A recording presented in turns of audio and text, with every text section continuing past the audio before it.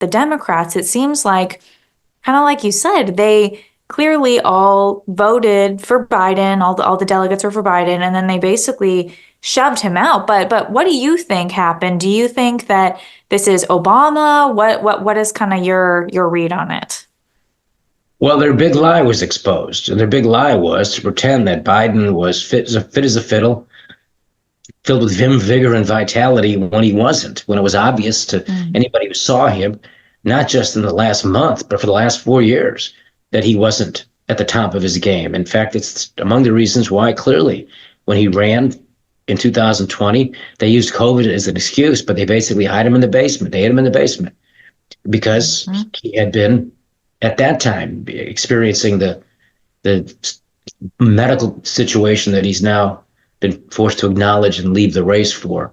So they've been lying to us all of that time. And that's another bad thing, terrible thing, sinister thing that they've done. And the idea that and I'm sounding like Biden, he likes to say that phrase, the idea, I got to get that out of my vocabulary. The thought that they would lie to us that way with the most important person in the world, not just the United States, the man or the woman who has the ability to push a button and destroy the whole world. The idea that they would play with that and lie to us that way is disgraceful, and another example of how they put politics over everything, nothing sacred.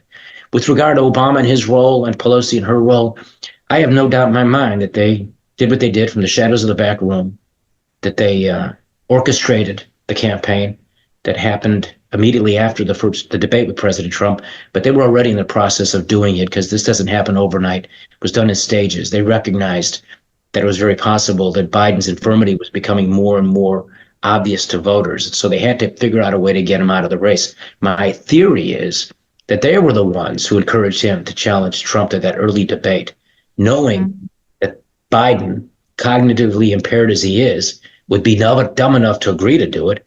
And secondly, that from their point of view, the bosses, that he would expose himself as being cognitively impaired. So that's what I believe happened. And once he did that, then Obama and Pelosi got to work in their plush back rooms because they're both very rich people. They're different from the old school Chicago bosses who used to smoke big cigars and they had pinky rings. The two of them, Pelosi, don't look anything like that. They're very, they're impressive. They're in Martha's Vineyard. They're in Napa Valley. That's right. Deciding these things.